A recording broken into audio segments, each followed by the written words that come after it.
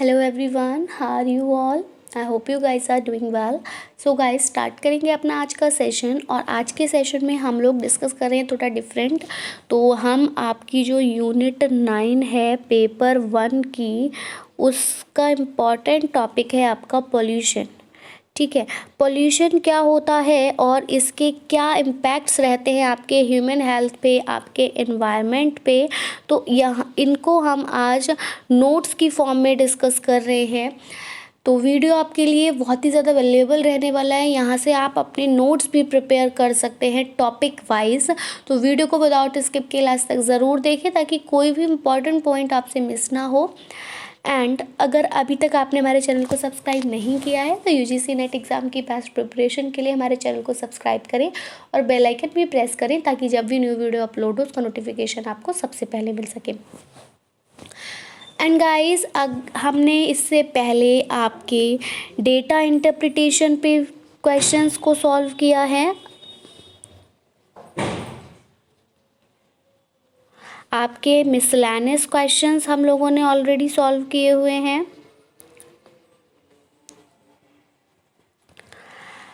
Higher education system पर हमारे questions हैं, 4 to 5 पार्ट्स हैं यहाँ पर, जो कि आपके PYQs हैं। तो अगर आपने ये वीडियोस नहीं देखी हैं तो मैं आपको डिस्क्रिप्शन बॉक्स में लिंक प्रोवाइड कर दूंगी, आप वहाँ से क्वेश्चंस देख सकते हैं।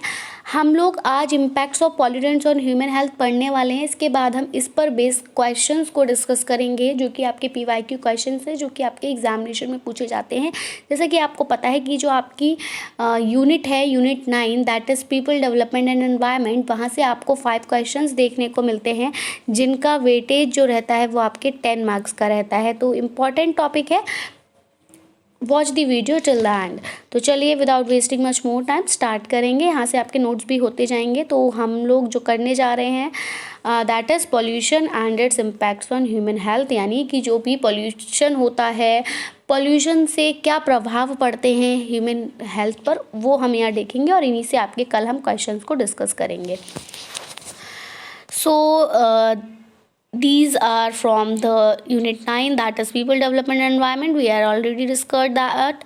तो चलिए स्टार्ट करेंगे। The existence of harmful substances causing an adverse effect on the environment and on human health is known as pollution. तो pollution क्या होता है बेसिकली अगर हम जाने तो मैं आपको एक जनरल टर्म में बताऊं तो pollution वो कोई भी ऐसी चीज़ जो आपको अनडिज़ायरेबल लगे, ठीक है, जिस किसी भी चीज़ में कोई भी ऐसे सब्सटेंस का ऐड होना जिसकी रिक्वायरमेंट नहीं थी या जो अपने एक्सेसिव अमाउंट में वहाँ पर है, that is called the pollutant, या उस वही पॉल्यूशन को क्रिएट कर रहा है। ठीक है, तो पॉल्यूटेंट क्या होता है? पॉल्यूटेंट की अगर मैं आप बात करूँ हिंदी में अगर हम जानें तो इसको कहते हैं प्रदूषक।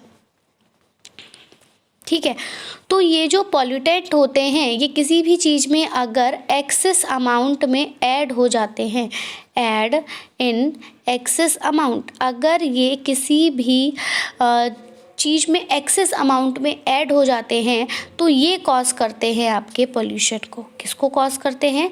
पोल्यूशन कॉज करते हैं, जिसको हम प्रदूषण के नाम से जानते हैं। तो कोई भी अनडिज़ायरेबल सब्सटेंसेस अगर ऐड हो जाता है एक्सेसिव अमाउंट में, that is called the pollution. ठीक है, दैट कॉज दी पोल्यूशन, वो पोल्यूशन को कॉज करता है।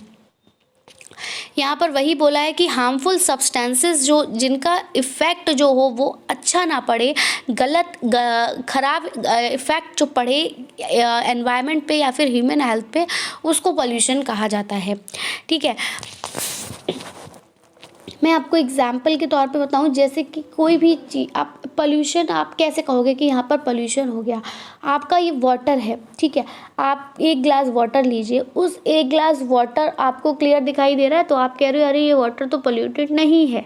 ठीक है, लेकिन वहीं अगर मैं आपसे कहूँ कि आप इसमें मिट्टी डाल दो और फिर मैं आपसे पूछूं क्या आपको वाटर में पोल्यूशन दिख रहा है, तो आप बिल्कुल कहोगे हाँ बिल्कुल वाटर में पोल्यूशन है। मैं कहूँगी क्यों है, तो आप कहोगे क्योंकि ये गंदा है। गंदा ये क्यों हुआ? तो गंदा ये कैसे हुआ? क्योंकि इसमें मिट्टी डाल दी गई इसलिए ये गंदा हुआ। अब आप ये वाटर जो है वो आपकी ड्रिंकेबल नहीं रहा, आप इसको पी नहीं सकते।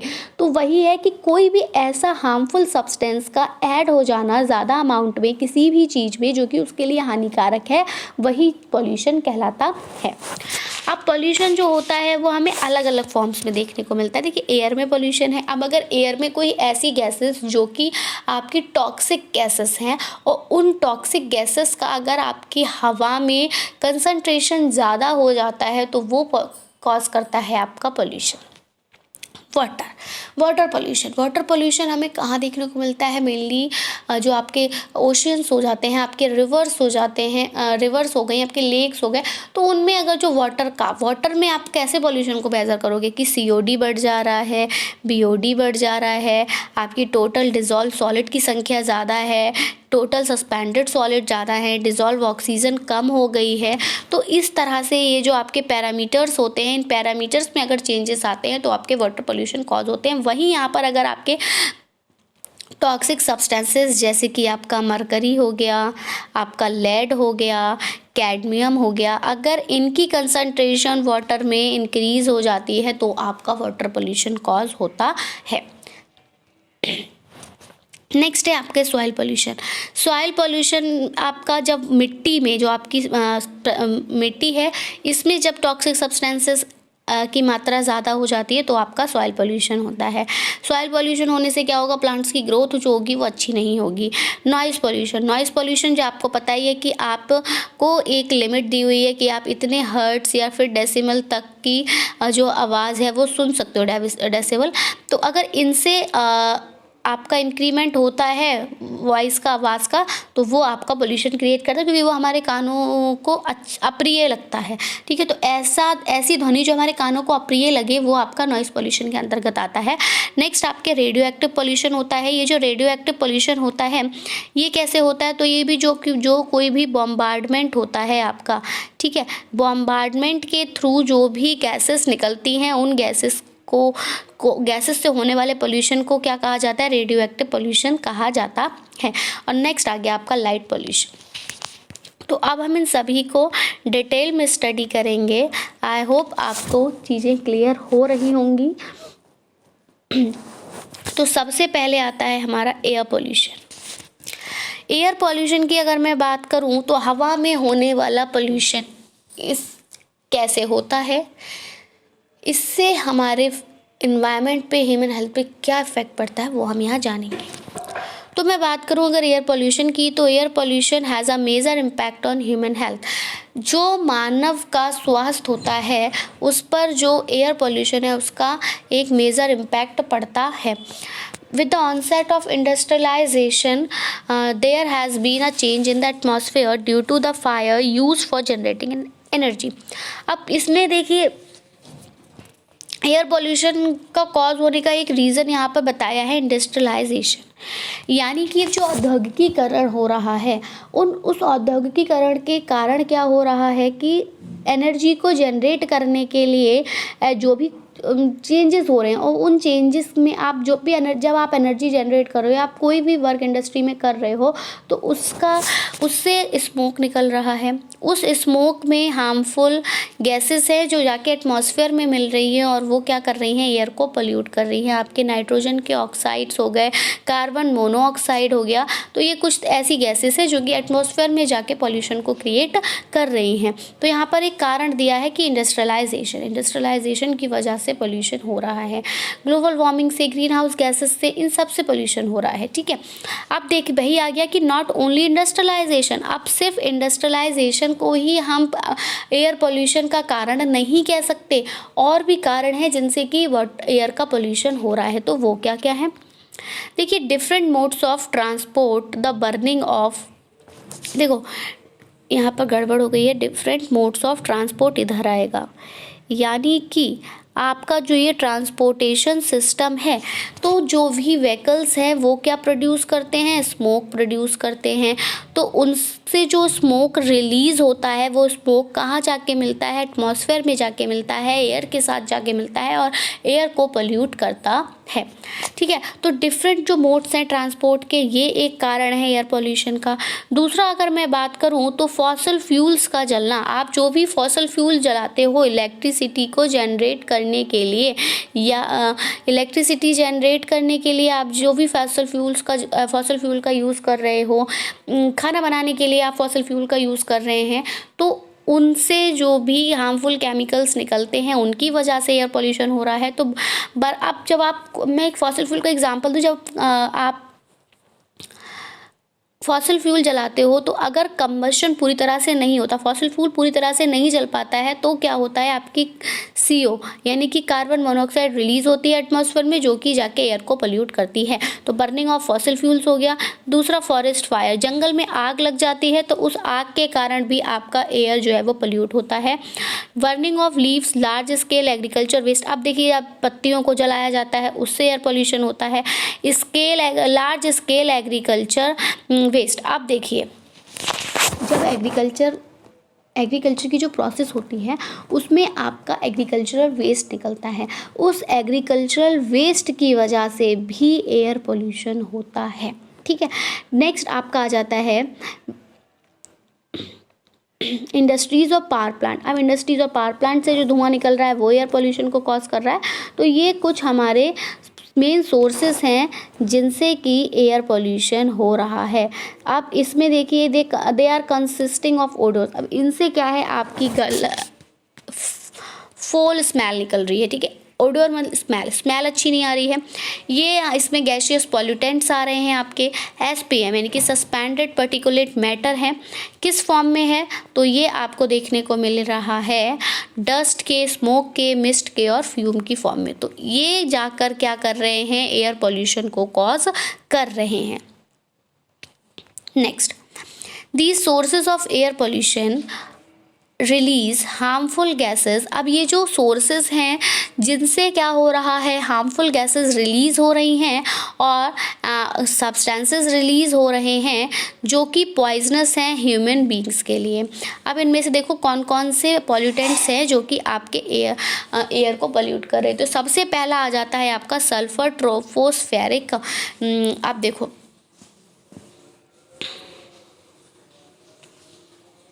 सल्फर ट्रोपोस्फेरिक ओजोन, तो पहला है आपका सल्फर,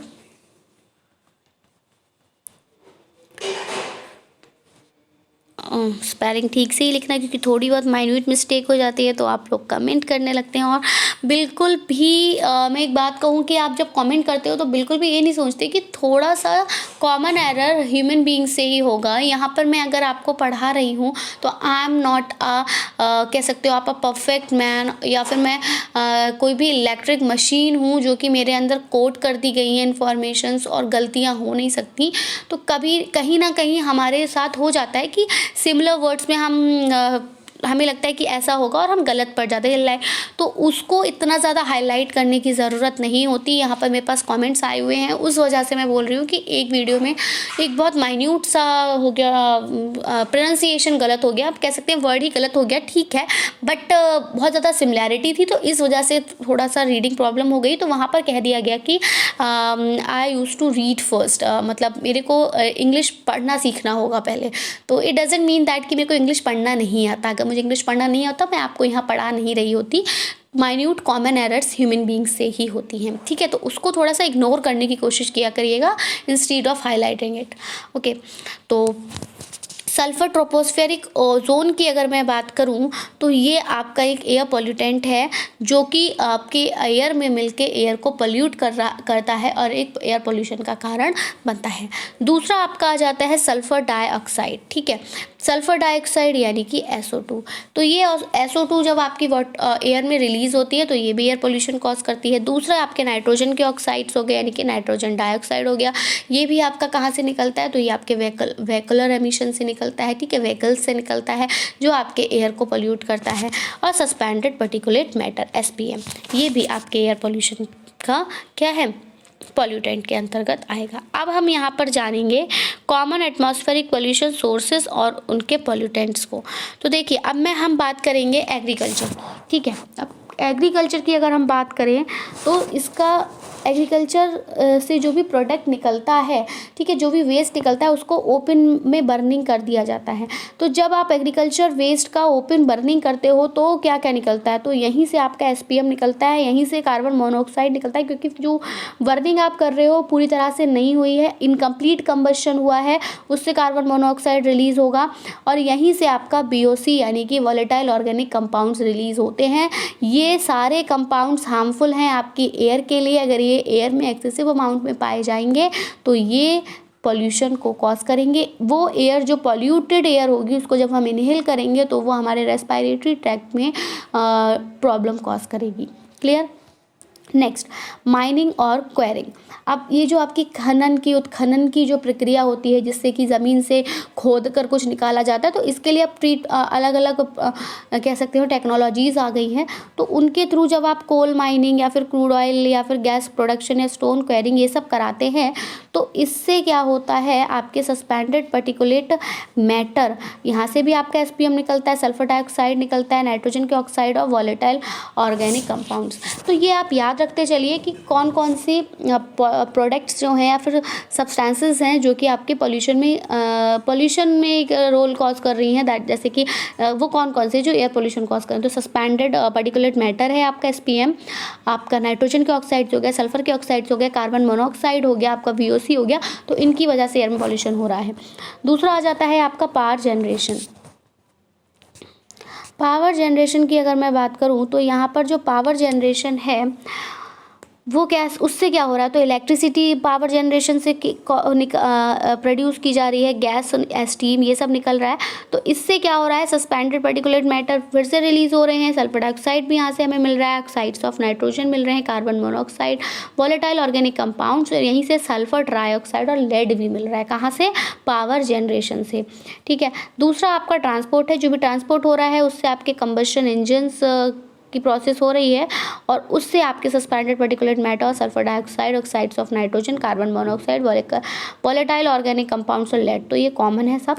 फिर आपका जो कम्युनिटी म्युनिसिपल होता है, ठीक है, म्युनिसिपल उनसे आपके उनको आप इंसिनरेट कराते हो यानी कि जलाते हो। तो जब आप उनको जलाते हो तो suspended particulate matter, sulphur dioxide, service, oxides of nitrogen, carbon monoxide, ये सब आपको मिलते हैं। अब हम बात करेंगे फैक्ट्स की। तो इफ़ेक्ट जो रहता है एयर पोल्यूशन का ह्यूमन हेल्थ पे वो डिपेंड करता है फिजिकल और फिजियोलॉजिकल ऑफ द पर्सन पे, जो कि अफेक्ट हो रहा है एयर पोल्यूशन से। तो मैनी ऑर्गन्स, उसकी बॉडी के अलग अलग ऑर्गन्स होते हैं या फिर बॉडी फंक्शंस होते हैं जो कि हार्म होते हैं इस प्रोसेस के थ्रू। कुछ कॉन्सिक्वेंसेस हैं आपके, जैसे कि आपका रेस्पिरेटरी डिजीज़ेस। अब अगर एयर पॉल्यूशन है आपकी एयर में तो उससे क्या क्या हो सकता है, तो रेस्पिरेटरी डिजीज़ेस हो सकती हैं, कार्डियोवास्कुलर डिजीज़ेस हो सकती हैं यानी कि हृदय संबंधित परेशानियां होंगी, आपको सांस लेने में दिक्कत होगी, फटीग, हेडेक, सर में दर्द होगा, एंजाइटी होगा, इरिटेशन, आइज़ में इरिटेशन होगा, नोज़ और थ्रोट में इरिटेशन होगा, प्रोडक्टिव ऑर्गन्स डैमेज हो सकते हैं, लीवर को हार्म होता है और आपके नर्वस सिस्टम को डैमेज होता है। तो ये आपके कॉन्सिक्वेंसेस हैं जो कि एयर पोल्यूशन की वजह से होते हैं, ह्यूमन हेल्थ पे इनका ये प्रभाव पड़ता है।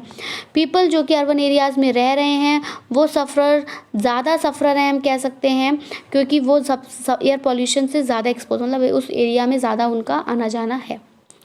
ये देख लीजिए, एक पे डायग्राम आपको दिखा दे रही हूँ, फैक्ट्स ऑफ एयर पोल्यूशन। तो यहाँ पर आप देखेंगे कि 7 million people die every year from air pollution. Air pollution की अगर मैं बात करूँ तो यहाँ पर लगभग 7 मिलियन लोग हर साल दुनिया में मरते हैं। मेन कॉजेज़ जो हैं एयर पोल्यूशन के वो वही है कि इंडस्ट्री जो औद्योगिकरण हो रहा है, जो ट्रांसपोर्टेशन है, जंगलों में जो आग लग रही है, आपके रेडिएशंस जो कि रेडियो एक्टिव बम्बार्डमेंट वगैरह से जो भी कुछ हो रहा है, एरोजल्स वगैरह का जो यूज़ है, ये कारण है एयर पोल्यूशन के। इनसे आपका अगर इंसान की बात करें तो हम सेफेलोकॉर्डर उसमें चलेंगे तो देखेंगे सर से पैर तक। तो देखिए हेयर भी डे, आजकल आप पहले की जो लोग हुआ करते थे उनके हेयर्स बहुत ज़्यादा स्ट्रॉन्ग ब्लैक लॉन्ग हुआ करते थे, अब ऐसा नहीं हो रहा है, बहुत थिन हेयर्स आप देखने को मिलते हैं। तो ये जो कारण है हेयर डैमेज का है। दूसरा, आई और म्यूकस मेम्ब्रेन में इरिटेशन होती है आपकी। तीसरा, फटीग हेडेक और एंजाइटी देखने को मिलती है। किसकी वजह से होता है? ये सल्फर डाइऑक्साइड की वजह से होता है, ये याद रखिएगा, ठीक है। यहाँ पर ये आपका पार्टिकुलेट मैटर की वजह से होता है, सल्फर डाइऑक्साइड की वजह से इरिटेशन होती है। नर्वस सिस्टम का जो डैमेज हो रहा है ये आपके एरोजल से और रेडिएशन से हो रहा है। Respiratory disease, particulate matter, sulphur dioxide, nitrogen oxide, aerosols वगैरह से आपकी रेस्पिरेटरी डिजीज़ हो रही है। वहीं आपके हृदय संबंधित यानी कार्डियोवास्कुलर डिजीज़ भी आपको देखने को मिल रही हैं। लीवर में आपका स्प्लीन और ब्लड डैमेज हो रहा है। स्किन में डैमेज हो रहा है, ठीक है, स्किन बर्न हो जाती है या फिर अलग अलग स्किन इन्फेक्शन देखने को मिलते हैं। बोन डैमेज हो रही हैं, इंटेस्टिनल डैमेज हो रहा है और रिप्रोडक्टिव ऑर्गन का डैमेज हो रहा है। ये कारण क्या है? Tropospheric ozone, particulate matter, SO2, NO2 और आपका बेंजोपायरीन, ठीक है। तो ये कुछ हार्मफुल सब्सटेंसेस हैं जो कि आपके एयर में मिलकर एयर को पोल्यूट कर रहे हैं और एयर पोल्यूशन कॉज कर रहे हैं। अब हेल्थ इम्पैक्ट्स हम देखेंगे कुछ स्पेसिफिक एयर पॉल्यूटेंट्स के। तो अगर मैं बात करूं टोबैको के स्मोक की, तो ये हार्मफुल केमिकल्स को जनरेट करता है और स्मोकर जो भी स्मोक ले रहा है उसमें कैंसर कॉज करता है।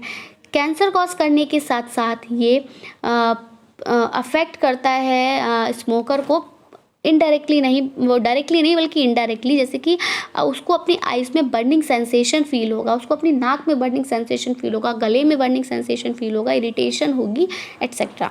नेक्स्ट हमारा जो वॉलेटाइल ऑर्गेनिक कंपाउंड है, अगर मैं इसकी बात करूँ तो ये इरिटेशन कॉज करता है आइज़ में, थ्रोट में, नोज़ में, हेडेक होता है इसकी वजह से, नौसिया फील होता है कि वॉमिटिंग बार बार फील हो रहा है, एंड इवन कैन डैम, और ये लीवर को भी डैमेज कर सकता है और बॉडी के अदर पार्ट्स को भी डैमेज कर सकता है।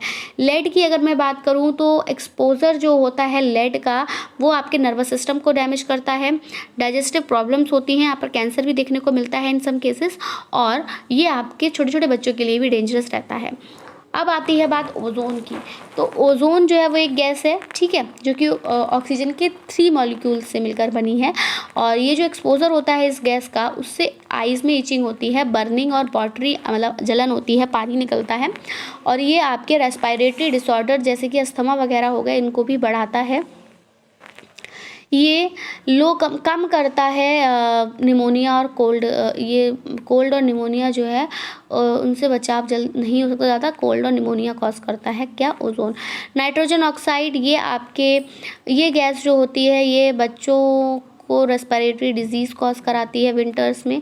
कार्बन मोनोऑक्साइड क्या करता है? हीमोग्लोबिन के साथ कंबाइन करता है और जो भी ऑक्सीजन की ज़रूरत होती है उसको कम करता है, ठीक है, और एंटर करता है ब्लड में लंग्स के थ्रू, और इससे ये क्या करता है जो भी अफेक्टेड ऑर्गन है जैसे ब्रेन हो गया, कार्डियोवास्कुलर सिस्टम हो गया, उसमें उसके फंक्शंस को बदल देता है, ठीक है, और साथ ही साथ ये कंसंट्रेशन लेवल को भी अफेक्ट करता है और एक को काफ़ी लंबे समय तक मतलब मेक वन स्लीपी, मतलब किसी को बार बार नींद आती रहती है।